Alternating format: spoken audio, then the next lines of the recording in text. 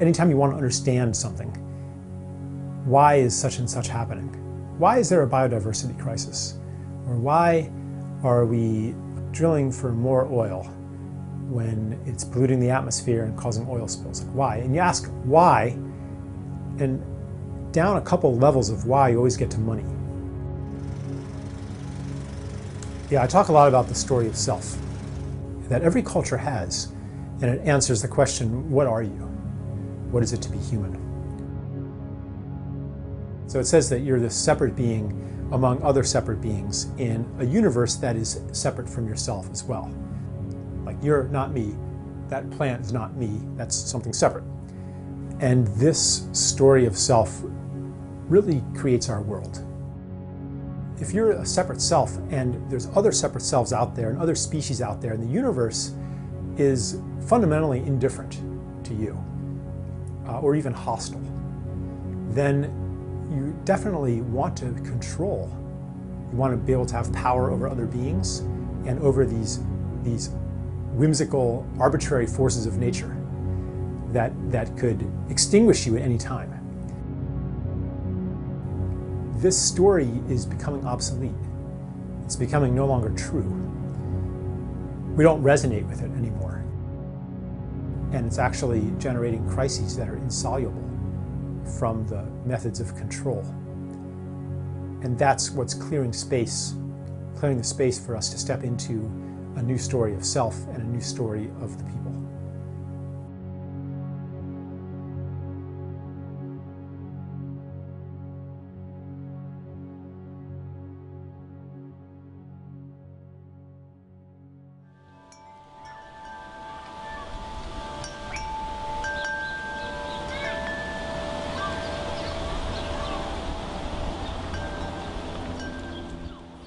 Well, money's an agreement.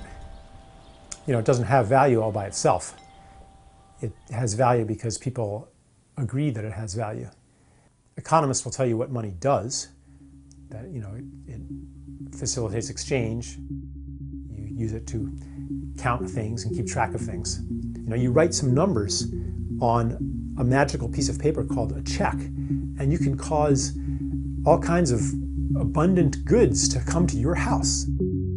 I mean, you could even cause misery for thousands of people if you are one of the highest initiates of the magic of money.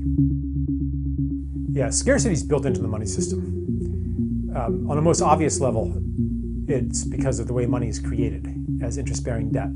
So anytime a bank lends money into existence or the Federal Reserve creates money, the money comes along with a corresponding amount of debt. And the debt, because there's interest on it, is always greater than the amount of money. So it essentially throws people into competition with each other for never enough money. Growth is another thing that's built into our money system. If you're a bank, you're going to lend to the person who's going to create new goods and services so they can profit and they can pay you back. You're not going to lend to somebody who doesn't create goods and services. So money goes toward those who will create even more of it. But basically, economic growth means that you have to find something that was once nature and make it into a good, or was once a gift relationship and make it into a service. You have to find something that people once got for free, or did for themselves or for each other, and then take it away and sell it back to them somehow. By turning things into commodities, we get cut off from nature in the same way as we're cut off from community. We look at nature with eyes of it's just a bunch of stuff. And that leaves us very lonely and leaves us with many basic human needs that go unmet. And if you have money, you might try to fulfill this hunger through purchasing, through buying things, or through accumulating money itself. And of course, now we're nearing the end of growth. The planet can't sustain much more growth. And that's why the crisis that we have today won't go away.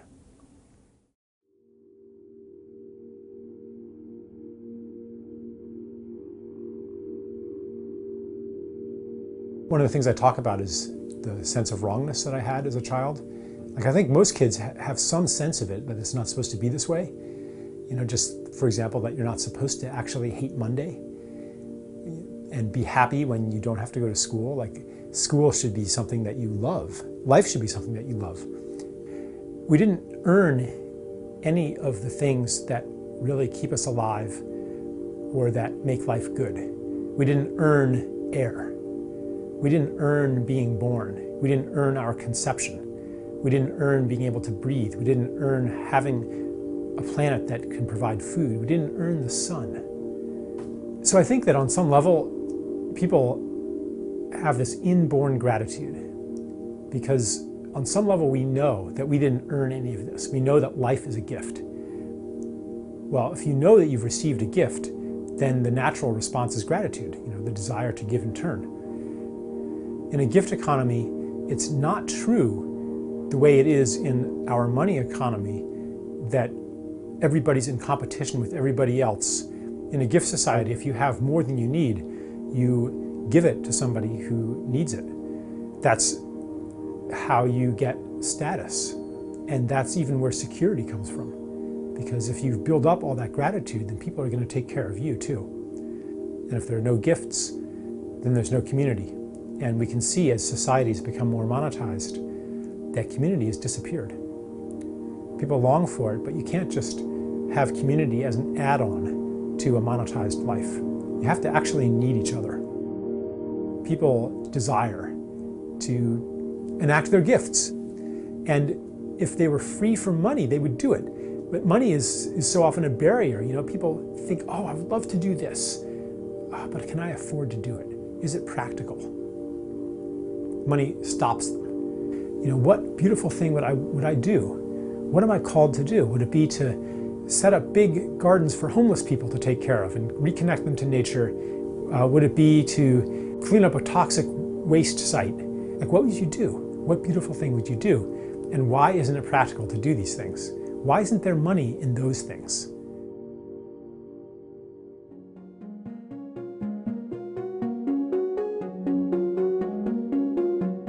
An economy that embodies the principles of the gift is an economy that is simply grounded in the truth.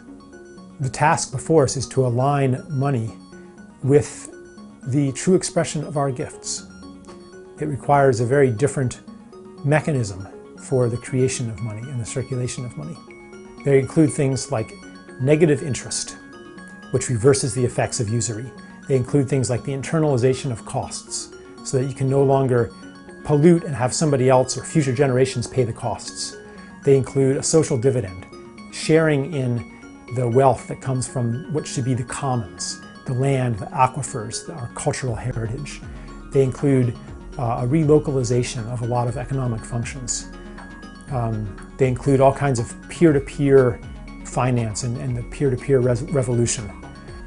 What will it take to shift away from the current money system? Well, the current money system just works less and less well. Growth can only be maintained at a higher and higher cost.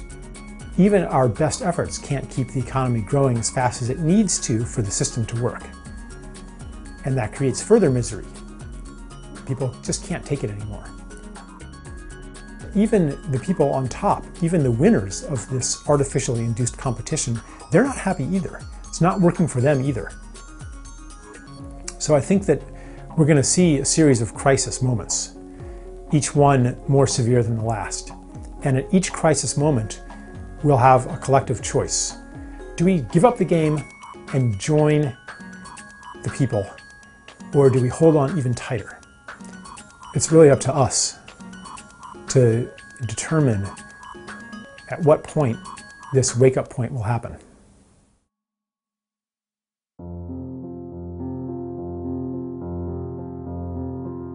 Was this all a big mistake? That's a good question, and it's sort of, it sure seems like it was sometimes. When you look around at just the horrors that have taken place on this earth and that are ongoing right now, and some people think, I just don't want any part of this. Civilization was a huge mistake. I came to see this whole journey of separation not as a mistake, but as part of a larger process. It started, I think, with the environmental movement in the 1960s. That was its first awakening into mass consciousness. And the astronauts went up and experienced the pinnacle of separation. And the photos that got beamed down even today, it still evokes love in us. So we're falling in love with Earth. That's one part of our transition into adulthood. The other part is the coming of age ordeal, when the old world falls apart and a new world is born. You know, a child plays. A child plays and develops his or her gifts, but doesn't apply them toward their true purpose yet. And that's what humanity's been doing. We've been messing around, playing with our gifts of technology and culture, and developing these gifts. Now we're coming into adulthood, and it's time to apply them to our true purpose. At the beginning, I think that'll be to simply heal the damage that's been done. And there's a lot of healing that needs to be done, and it's almost impossible, actually. You could say that really we're in the business of creating a miracle here on Earth.